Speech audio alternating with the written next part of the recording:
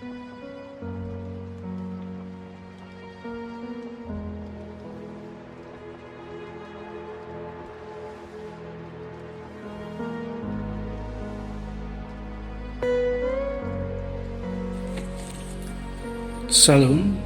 salam sejahtera buat kita semua. Di sini kita akan ungkap siapakah Yesus itu atau Nabi Isa Al-Masih. Apakah dia seorang nabi atau Tuhan? Dalam Quran surah Al-Maidah ayat 46. Dan kami teruskan jejak mereka dengan mengutus Isa putra Maryam, membenarkan kitab yang sebelumnya, yaitu Taurat, dan kami menurunkan Injil kepadanya. Di dalamnya terdapat petunjuk dan cahaya, dan membenarkan kitab yang sebelumnya, yaitu Taurat, dan sebagai petunjuk serta pengajaran untuk orang-orang yang bertakwa. Nah, artinya di sini mereka seharusnya mengikuti pengajaran Alkitab atau Injil, karena itu sudah tertera di Al-Quran surat Al-Maidah ayat 46. Tapi mereka mengatakan bahwa ajaran Yesus dalam Alkitab sudah dirubah. Kalau dirubah, mana aslinya?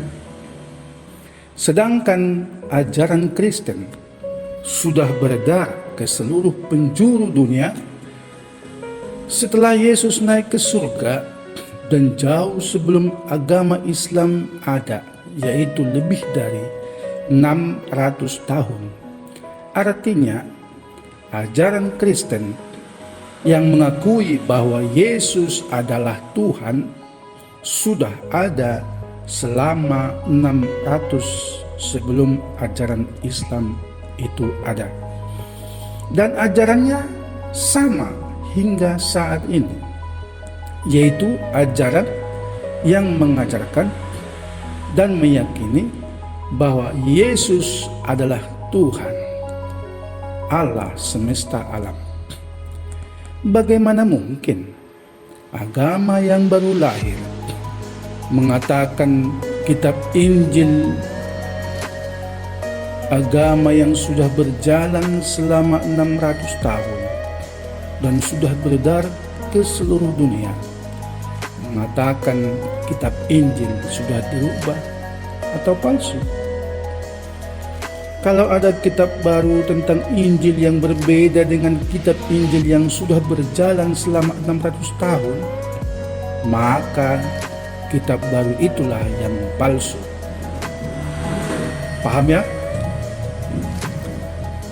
Berikut ini adalah jaminan dari Yesus sendiri bahwa gereja atau jemaatnya tidak akan bisa disesatkan oleh maut sekalipun.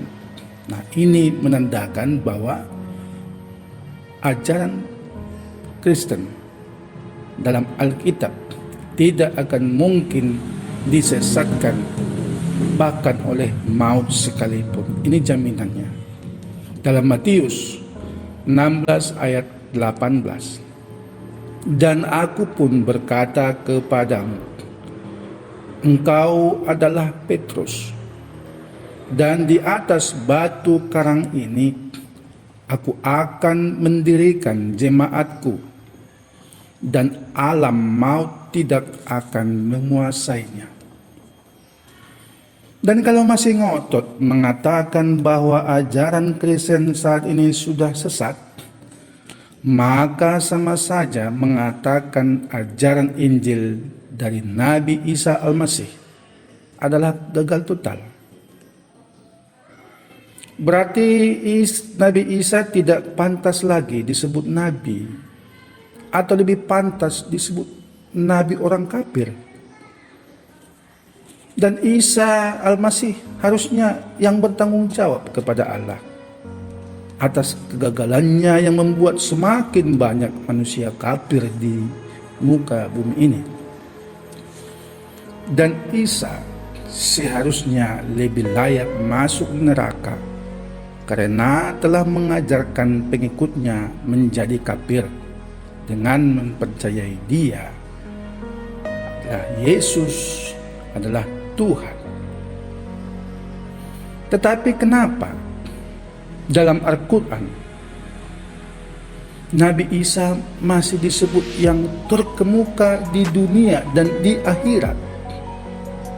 Kenapa Nabi Isa masih diangkat ke surga?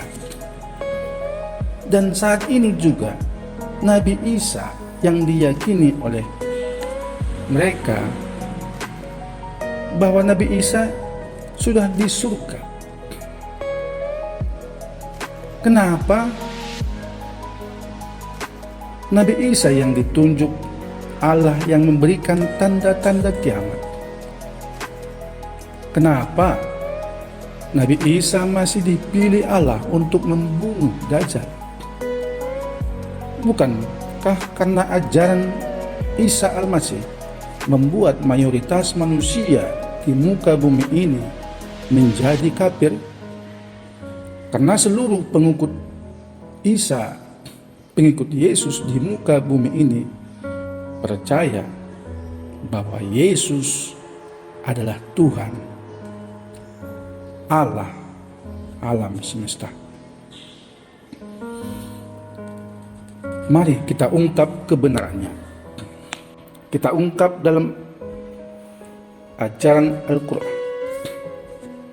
Ketuhanan Isa dalam ajaran Al-Quran. Sebenarnya saya tidak mengakui isi Al-Quran itu sepenuhnya adalah firman Tuhan. Karena banyak sekali isi Al-Quran menutupi kebenaran isi Alkitab. Dan bahkan banyak sekali perbedaan Al-Quran dengan Alkitab yang menuliskan satu kejadian yang sama, seperti perihal Yesus sejak kelahirannya hingga kebangkitannya sangat berbeda isi Alkitab dengan isi Al-Quran. Padahal tadi di awal kita sudah membaca dan mendengar bahwa Al-Quran membenarkan isi Alkitab, bahwa Alkitab harus sebagai petunjuk serta pengajaran untuk orang-orang bertakwa. Jadi Alkitab juga harus diakui oleh mereka. Katanya sebagian isi Al-Quran adalah rangkuman isi Alkitab tentang kehidupan para nabi. Tapi aneh, hasil rangkumannya sangat berbeda dengan asli. Mana yang benar? Isi rangkuman atau sumber? Harusnya yang benar adalah sumbernya, sedangkan rangkumannya harus sesuai dengan aslinya atau sumbernya, yaitu Alkitab. Dan Al-Quran diterjemahkannya berbeda-beda dalam penafsiran. Dan seringkali dalam terjemahannya dibuat kalimat dalam kurung, di mana kalimat yang di dalam kurung itu dibuat sendiri tergantung si penerjemah, penafsirnya, bukan persis terjemahan asli dari Al-Quran itu. Jadi artinya bisa berbeda-beda tergantung siapa penafsirnya. Contoh dalam Al-Quran surat Ali Imran ayat 55. Ingatlah, tatkala Allah berkata, "Wahai Isa, sesungguhnya aku akan mewafatkan engkau dan mengangkat engkau kepadaku dan membersihkan engkau dari orang-orang kafir. Kata mewafatkan dibuat artinya berbeda-beda. Ada yang mengartikan mewafatkan itu artinya menidurkan dan lain-lain. Padahal mewafatkan dengan menidurkan itu sangat jauh bedanya. Kok jadi disinonimkan? Sebenarnya isi maksud ayat di atas menurut saya, mewafatkan engkau artinya menggambarkan saat Yesus mati di kayu salib lalu dikuburkan. Kemudian arti dari mengangkat engkau artinya Yesus bangkit dari kematian. Lalu kata kepadaku artinya Yesus naik ke surga. Jadi arti dari isi Al-Quran surat Ali Imran ayat 55 penafsirannya bahwa Yesus mati di kayu salib dan bangkit dari antara orang mati, lalu naik kembali ke surga, ke tempat dia berasal. Sekarang kita ungkap ketuhanan Isa menurut Al-Quran. Menciptakan makhluk hidup adalah kuasa yang hanya dimiliki dan dilakukan sendiri oleh Tuhan. Hanya Allah yang berkuasa.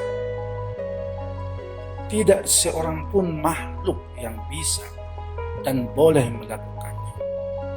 Apakah oleh nabi, bahkan malaikat sekalipun tidak ada kuasanya dan tidak boleh melakukan namanya menciptakan makhluk hidup ini adalah wewenang kuasa yang dilakukan sendiri oleh Allah.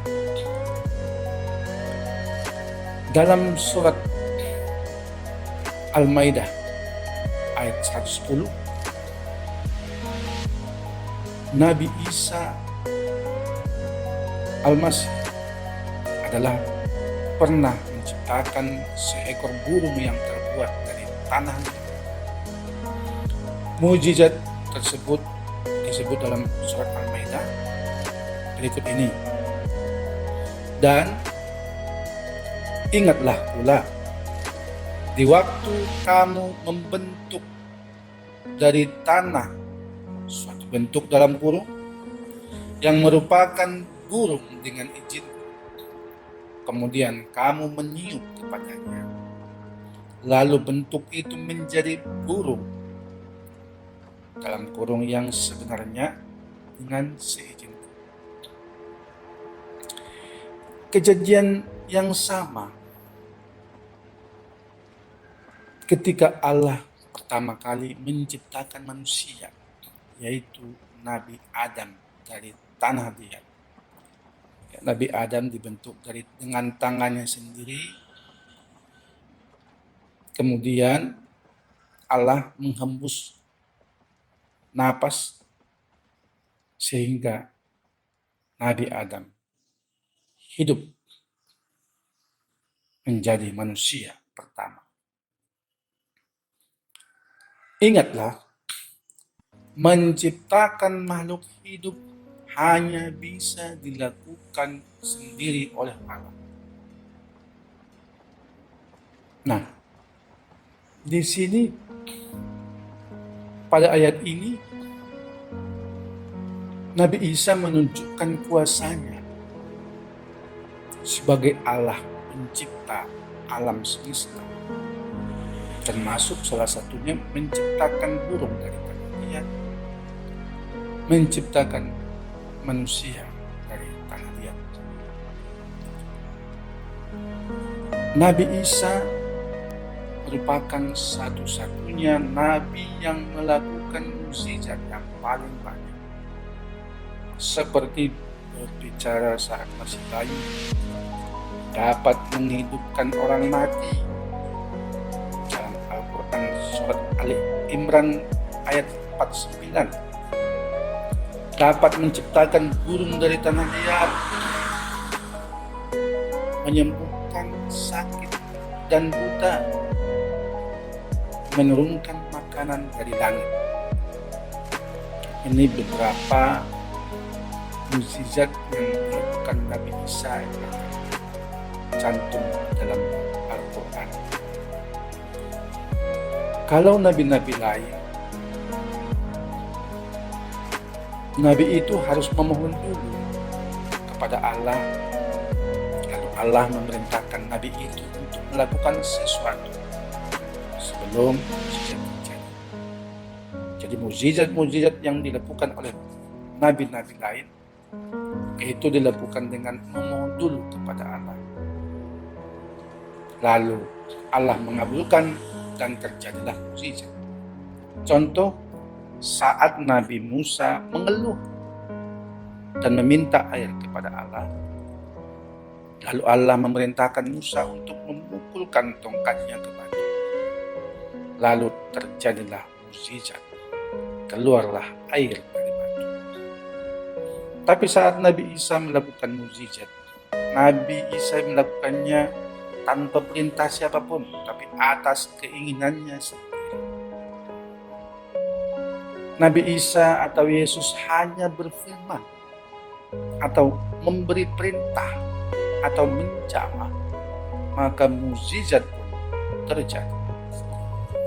Artinya Isa memiliki kuasa di bumi dan di surga.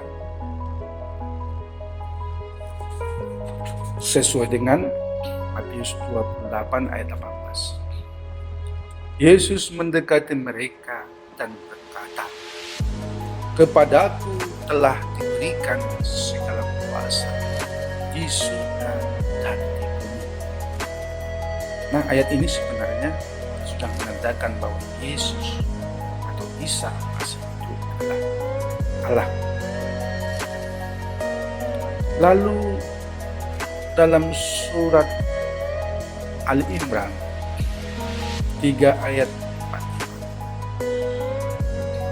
berikut, "Ingatlah ketika para malaikat berkata, 'Wahai Maria, sesungguhnya Allah menyampaikan kabar gembira kepadamu tentang sebuah kalimat,' dalam kurung firman darinya, dalam kurung dari seorang putra, namanya Al-Masih, Isa putra Maria, seorang terkemuka di dunia dan di akhirat, dan termasuk orang-orang yang didekatkan," dalam kurung kepada Allah. Nah, tafsirannya bahwa Isa Al-Masih disebut tadi dalam ayat di atas, bahwa Isa Al-Masih itu adalah kalimah atau kalimat atau firman Allah. Nah, Nabi Isa Al-Masih juga disebutkan di situ bahwa Nabi Isa adalah yang terkemuka di dunia dan di akhirat. Nah, ini sesuai dengan paralel dengan Injil Yohanes 1. Pada mulanya adalah firman. Firman itu bersama-sama dengan Allah, dan firman itu adalah Allah. Nah, firman itu adalah Yesus. Sesuai dengan Al-Quran juga bahwa Yesus itu, Nabi Isa adalah firman. Nanti perihal penjabaran mengenai ayat Injil Yohanes ini kita akan bahas di akhir video nanti.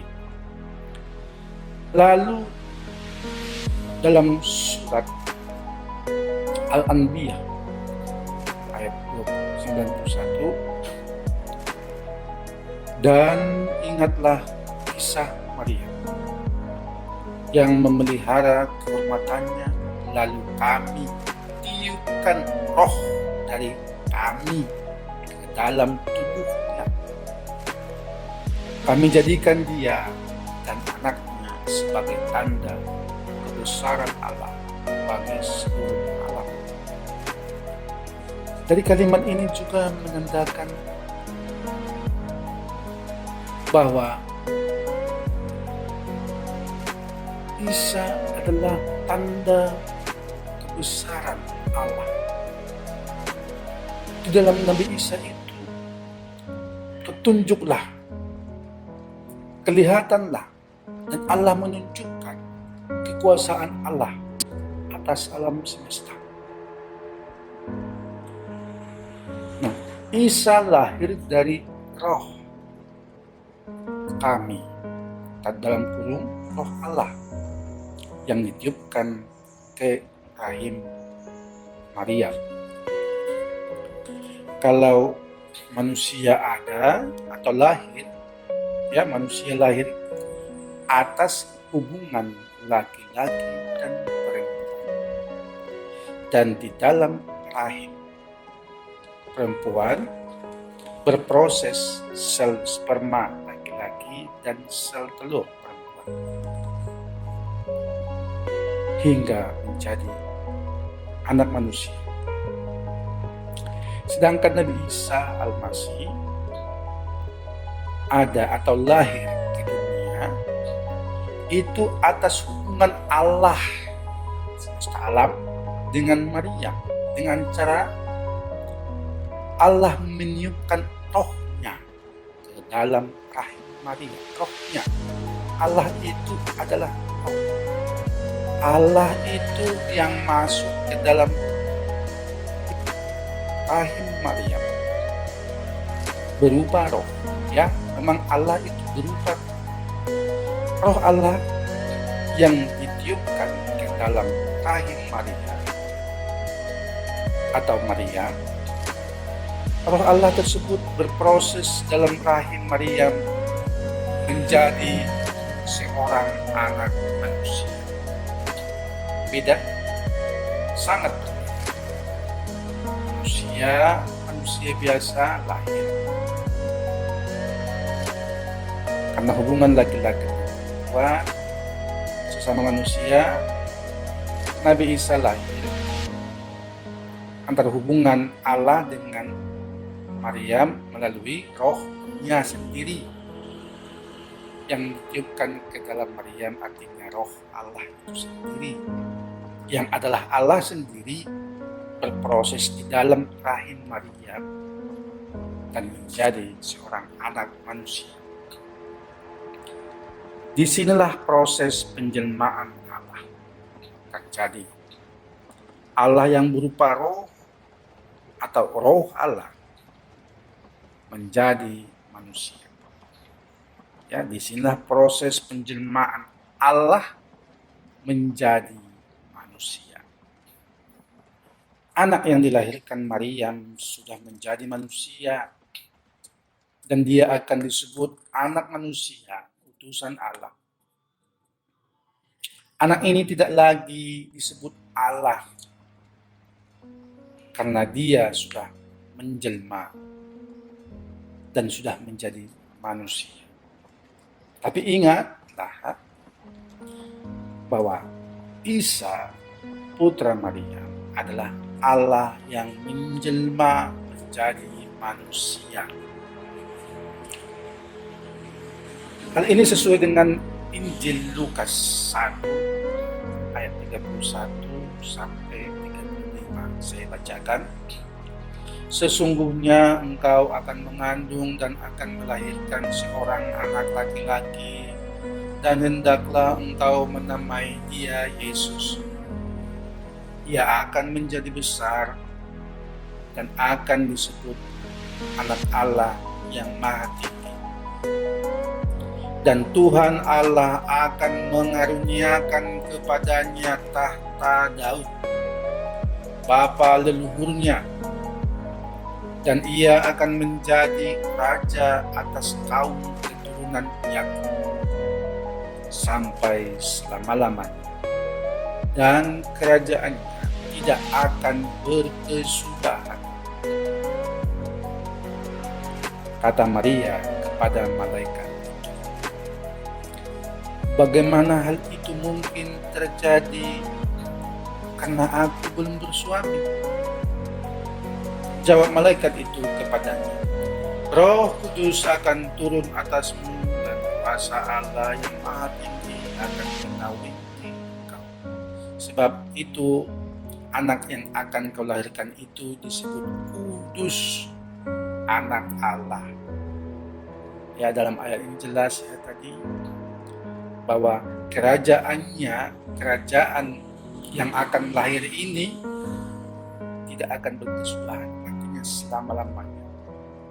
Kerajaannya yaitu dia raja semesta alam. Raja adalah posisi yang paling tinggi. Raja semesta alam berarti dialah Allah semesta alam. Lalu kita baca kembali dalam surah Al-Baqarah ayat 253. Rasul-rasul itu kami lebihkan sebagian mereka dari sebagian yang lain. Di antara mereka ada yang dalam kurung langsung Allah berfirman dengannya, dan sebagian lagi ada yang ditinggikannya beberapa derajat. Dan kami beri Isa putra Maria beberapa mukjizat, dan kami perkuat dia dengan Rohul Kudus. Kalau Allah menghendaki, niscaya orang-orang setelah mereka tidak akan berbunuh-bunuh setelah bukti-bukti sampai kepada mereka. Tetapi mereka berselisih, maka ada di antara mereka yang beriman dan ada dalam kurung pula yang kafir. Kalau Allah berbagi, tidaklah mereka berbunuh, tetapi Allah berbuat menurut kehendaknya. Ya, ini tafsirnya bahwa Isa Al-Masih dikuatkan dengan Roh Kudus. Roh Kudus adalah Roh Allah sendiri, dan hanya Roh Allah yang kudus. Roh Kudus itu adalah Allah sendiri. Ya. Lalu dalam hadis disebutkan, sesungguhnya Abu Hurairah berkata, ia mendengar Rasulullah Sallallahu Alaihi Wasallam bersabda, amal seseorang tidak akan memasukkan seseorang ke dalam surga.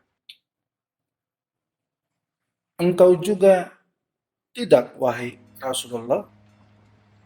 Tanya beberapa sahabat. Lalu beliau menjawab, aku pun tidak. Itu semua hanyalah karena karunia dan rahmat Allah. Ya, selamat. Bukhari nomor 5673. Nah, di sini tadi kesimpulannya Nabi Muhammad mengatakan bahwa surga adalah karunia dan rahmat Allah, bukan semata-mata hanya karena Allah. Nah, ini sesuai dengan dalam Alkitab Efesus 2 ayat 8 sampai 9. Sebab kasih karunia kamu diselamatkan oleh iman.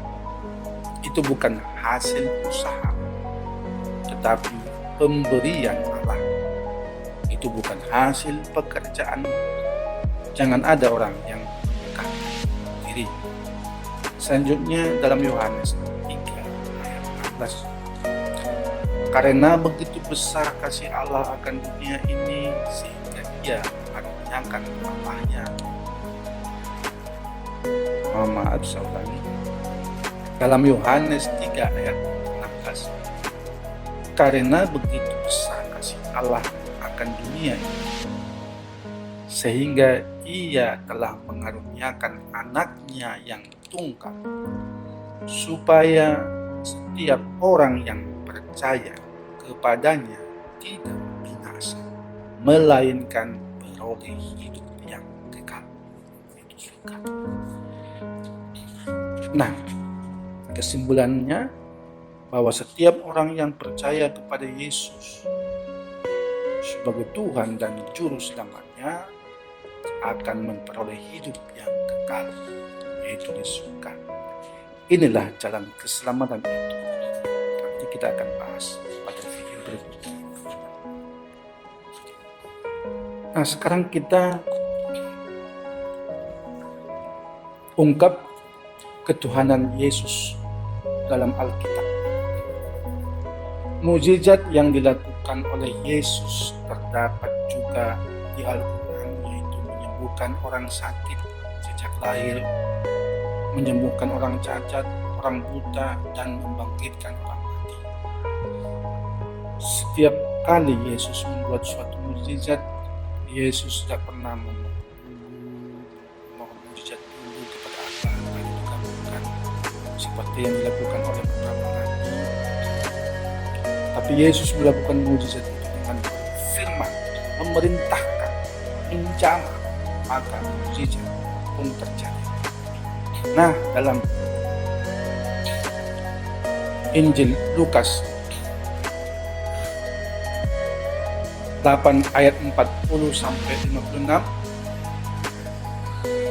kita baca, adalah seorang perempuan yang sudah 12 tahun menderita pendarahan dan yang tidak berhasil disembuhkan oleh siapapun. Ia maju mendekati Yesus dari belakang dan menjamah jumbai jubahnya, dan seketika itu juga berhentilah pendarahannya. Nah, jubah Yesus sendiri pun punya kuasa. Tubuh Yesus punya kuasa menyembuhkan dengan hanya menjamah jubah Yesus. Maka seketika itu juga berhentilah pendarahannya. Lalu Yesus memegang tangan anak itu dan berseru, katanya, "Hai, bangunlah." Maka kembalilah roh itu, dan seketika itu juga ia bangkit berdiri. Nah, di ini pada saat Yesus membangkitkan anak Yairus. Nah, Yesus hanya berfirman saja atau memberi perintah, maka orang mati hidup kembali atau mukjizat terjadi. Lalu dalam Lukas 7 ayat 11 sampai 17, ketika Yesus membangkitkan anak muda di Nain, dan ketika Tuhan melihat janda itu, tergeraklah hatinya oleh belas kasihan. Lalu ia berkata kepadanya, "Jangan menangis." Sambil mengakhiri usungan itu, ia menyentuhnya.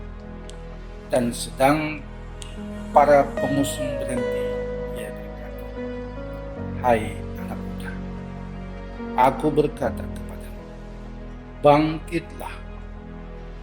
Maka bangunlah orang itu dan duduk dan mulai berkata-kata.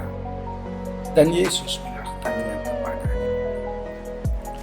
Nah, saat Yesus di sini membangkitkan anak muda jadi naik, Yesus hanya memberi perintah,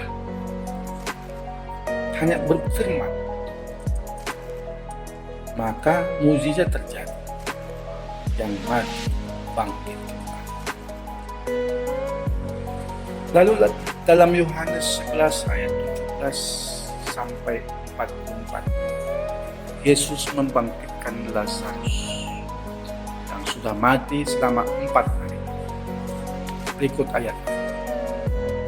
Dan sesudah berkata demikian, berserulah ia dengan suara keras, Lazarus, marilah keluar.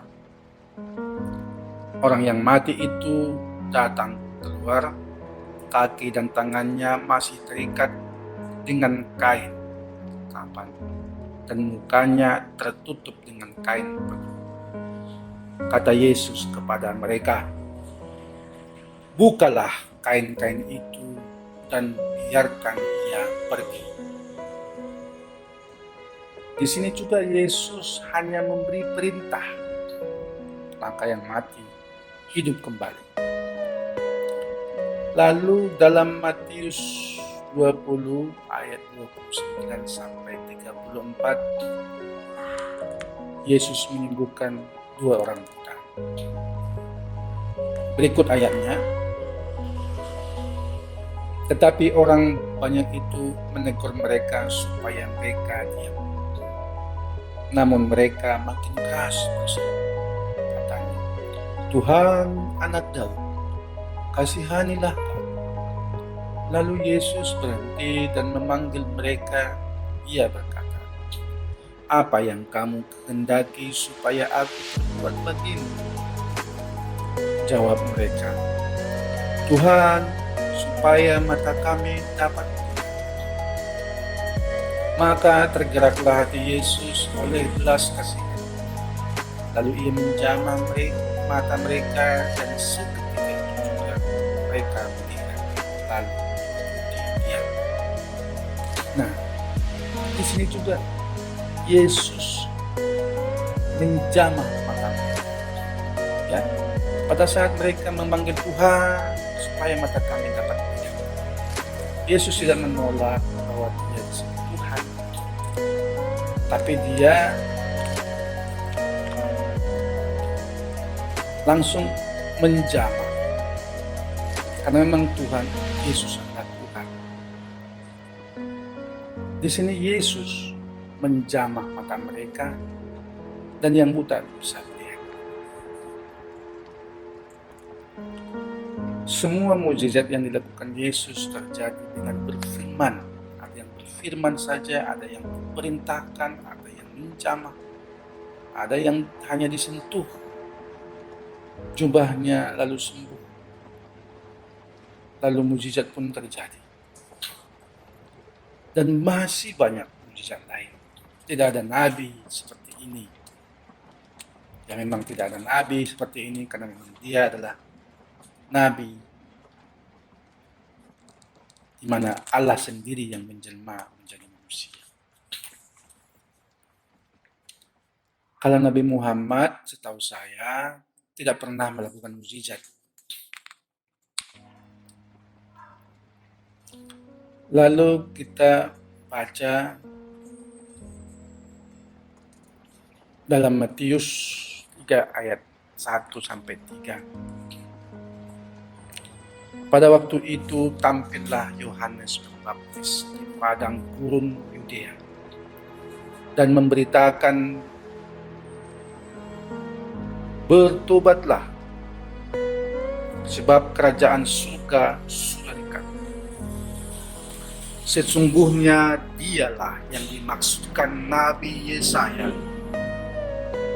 ketika ia berkata, ada suara yang berseru-seru di padang gurun, persiapkanlah jalan untuk Tuhan dan luruskanlah jalan baginya. Yang dimaksud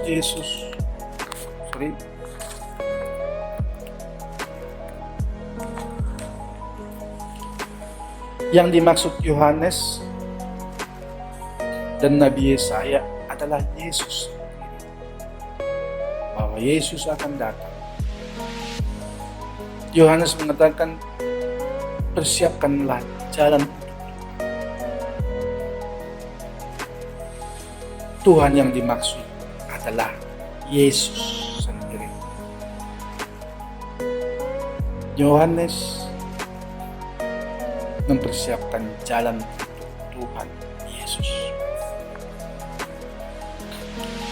Lalu dalam Yohanes 14, kata Yesus kepadanya, Akulah jalan dan kebenaran dan hidup. Tidak ada seorang pun yang datang kepada Bapa kalau tidak melalui aku. Sekiranya kamu mengenal aku, pasti kamu juga mengenal Bapakku. Sekarang ini kamu mengenal Dia, dan kamu telah melihat Dia.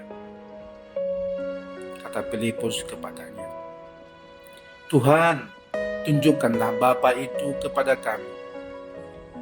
Itu sudah cukup bagi kami. Kata Yesus kepadanya, telah sekian lama aku bersama-sama kamu, Filipus, namun engkau tidak mengenal aku.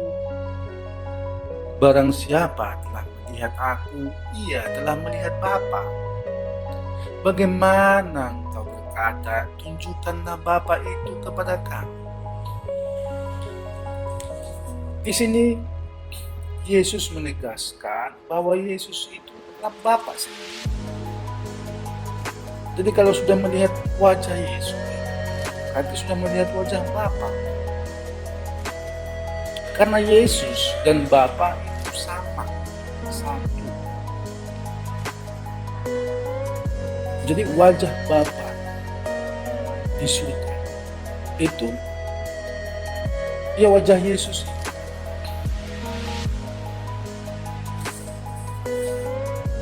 Karena Yesus itu adalah Bapa sendiri dalam rupa manusia. Matius 26 ayat 16-20. Dan ke-11 murid itu berangkat ke Galilea, ke bukit yang telah ditunjukkan Yesus kepada mereka. Ketika melihat Dia, mereka menyembahnya. Tetapi beberapa orang ragu-ragu. Yesus mendekati mereka dan berkata, Kepadaku telah diberikan segala kuasa di surga dan di bumi. Karena itu pergilah, jadikanlah semua bangsa murid, dan baptislah mereka dalam nama Bapa, Anak, dan Roh Kudus. Dan ajarlah mereka melakukan segala sesuatu yang telah kuperintahkan kepada. Dan ketahuilah, aku menyertai kamu senantiasa sampai kepada akhir zaman. Di sini Yesus mengatakan bahwa segala kuasa di surga dan di bumi sudah diserahkan kepadanya. Ini artinya bahwa Yesuslah yang berkuasa di surga dan di bumi. Yesuslah yang berkuasa di atas segala-galanya. Yesus adalah Maha Kuasa. Dan hanya Allah yang Maha Kuasa.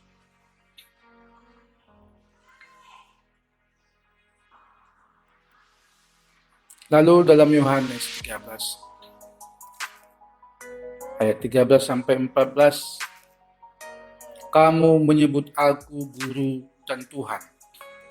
Dan katamu itu tepat, sebab memang akulah guru dan aku Tuhan. Jadi jikalau aku membasuh kakimu, aku yang adalah Tuhan dan gurumu, maka kamu pun wajib saling membasuh kakimu. Nah, ini pengakuan Yesus sendiri. Di sini dia langsung yang mengatakan bahwa aku adalah Tuhan. Pengakuan langsung dari dia sendiri. Lalu dalam Yohanes 10 ayat 30, aku dan Bapa adalah satu.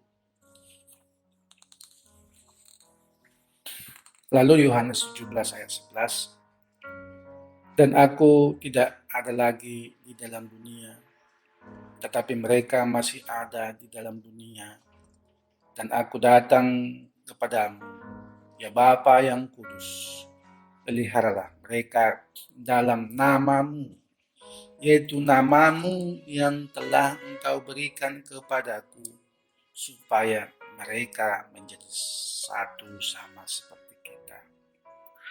Yesus mengatakan bahwa nama Allah Bapa adalah nama yang diberikan kepadanya, yaitu namanya Yesus. Nama Bapa itu, nama Allah Bapa ya Yesus. Nama Bapa, nama Allah Bapa, Yesus. Nama Allah, nama Tuhan, semesta alam, dia sudah punya nama. Tuhan sudah punya nama. Allah sudah punya nama. Siapa nama Allah? Siapa nama Tuhan semesta alam? Siapa nama Allah pencipta alam semesta? Siapa namanya? Namanya adalah Yesus. Lalu dalam 1 Yohanes 5 ayat 7, sebab ada 3 yang memberi kesaksian di dalam surga, yaitu Bapa, Firman, dan Roh Kudus. Dan ketiganya adalah satu. Ya, ada 3 yang memberi kesaksian, Bapa, Firman, dan Roh Kudus. Yaitu Bapa, Firman itu adalah Yesus dan Roh Kudus. Ketiganya adalah satu, Esa. Bapa, Yesus, Roh Kudus satu atau sama. Lalu dalam Yohanes 16 ayat 28, aku datang dari Bapa dan aku datang ke dalam dunia. Aku meninggalkan dunia pula dan pergi kepada Bapa. Nah, Yesus mengatakan Yesus datang dari Allah, yaitu Allah Bapa, dan datang ke dunia, yaitu dengan menjelma menjadi manusia. Dan Yesus kembali ke surga, yaitu kembali menjadi Allah, di mana Yesus pernah meninggalkan keilahiannya, kealahannya, ketuhanannya. Lalu dalam Yohanes 14 ayat 16, kata Yesus kepadanya, akulah jalan dan kebenaran dan hidup. Tidak ada seorang pun yang datang kepada Bapa kalau tidak melalui aku. Jadi, jalan menuju surga hanya ada dalam nama Yesus. Hanya ada dalam Yesus. Tidak ada satupun jalan menuju surga. Jalannya hanya satu, yaitu Yesus. Ya, Yesus tadi itulah nama Allah sendiri. Yesus juga berfirman dalam Wahyu 1 ayat 4. Aku adalah Alfa dan Omega, firman Tuhan Allah yang ada dan yang sudah ada dan yang akan datang, yang Maha Kuasa. Nah, Yesus itu mengatakan bahwa Yesus adalah Alfa, yang awal, yang mula-mula, dan Yesus juga adalah yang akhir, Omega. Yesus juga mengatakan bahwa Yesus adalah firman Tuhan Allah yang ada dan yang sudah ada dan yang akan datang. Yesus juga mengatakan bahwa Dia adalah yang Maha kuasa. Maha kuasa itu ajaran. Dalam Quran ayat 4 ayat 7 dalam Quran 4 ayat 171, sesungguhnya Al-Masih Isa putra Maryam itu adalah utusan Allah dan kalimatnya yang disampaikannya kepada Maryam dan roh darinya. Dalam Al-Quran disampaikan bahwa Isa atau Yesus adalah kalimat atau firman Allah. Yesus juga disampaikan bahwa Yesus itu adalah rohnya, roh Allah.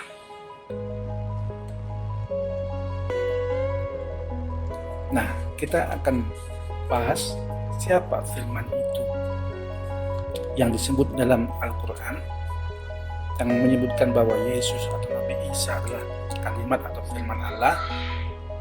Kita ungkap dalam Injil Yohanes ayat 1 sampai 14.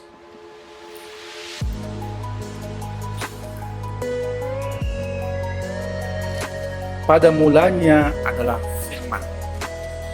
Firman itu bersama-sama dengan Allah. Dan firman itu adalah Allah. Ia pada mulanya bersama-sama dengan Allah.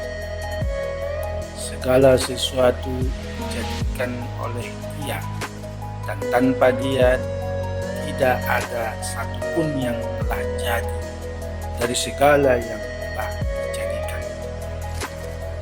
Ia telah ada di dalam dunia, dan dunia dijadikan olehnya, tetapi dunia tidak mengenalnya. Ia datang kepada milik kepunyaannya, tetapi orang-orang kepunyaannya itu tidak menerimanya. Firman itu telah menjadi manusia dan diam di antara kita, dan kita telah melihat kemuliaannya, yaitu kemuliaan yang diberikannya kepada anak tunggal Bapa, penuh kasih karunia dan kebenaran. Jadi firman itu adalah Yesus. Agar lebih jelas, kita baca kembali ayat di atas dengan mengganti kata firman dengan kata Yesus. Ya, jadi firman itu adalah Yesus sendiri. Lalu kita ganti kata-kata firman menjadi kata Yesus. Pada mulanya adalah Yesus. Yesus itu bersama-sama dengan Allah. Dan Yesus itu adalah Allah. Ia pada mulanya bersama-sama dengan Allah. Segala sesuatu dijadikan oleh Yesus, dan tanpa Yesus tidak ada satupun yang telah jadi dari segala yang telah dijadikan. Yesus telah ada di dalam dunia, dan dunia dijadikan oleh Yesus, tetapi dunia tidak mengenal Yesus. Yesus datang kepada milik kepunyaannya, tetapi orang-orang kepunyaannya itu tidak menerima Yesus.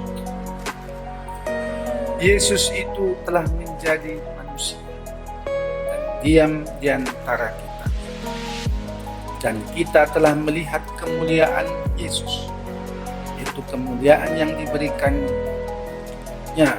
sebagai anak tunggal Bapa, penuh kasih karunia dan kebenaran.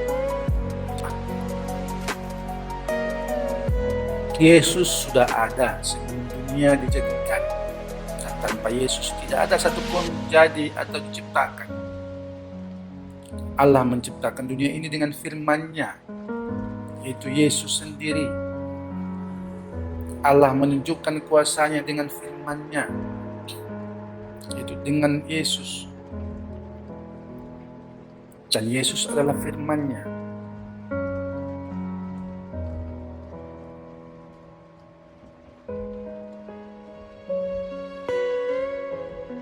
Allahu Akbar, Allah Maha Besar.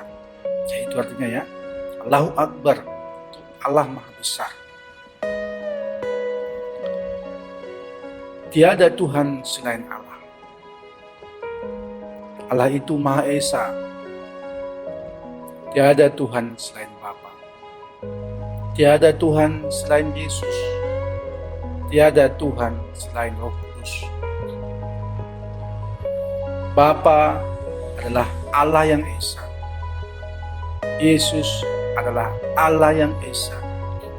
Roh Kudus adalah Allah yang Esa. Tiada Tuhan selain Bapa. Loh, Yesus itu bagaimana? Tiada Tuhan selain Yesus. Bagaimana dengan Roh Kudus? Tiada Tuhan selain Roh Kudus. Bapa, Yesus dan Roh Kudus adalah satu atau sama. Bapa yang biasa disebut dengan Allah pencipta langit dan bumi.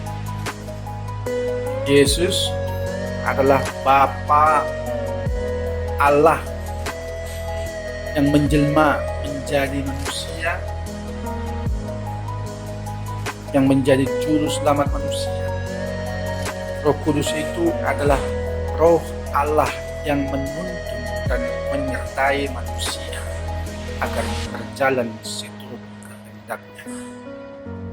Ya, jadi Bapa, Yesus, dan Roh Kudus adalah satu dan Maha Esa, Tuhan yang Maha Esa. Jadi Bapa, Yesus, dan Roh Kudus adalah satu, sama. Terima kasih. Tuhan memberkati.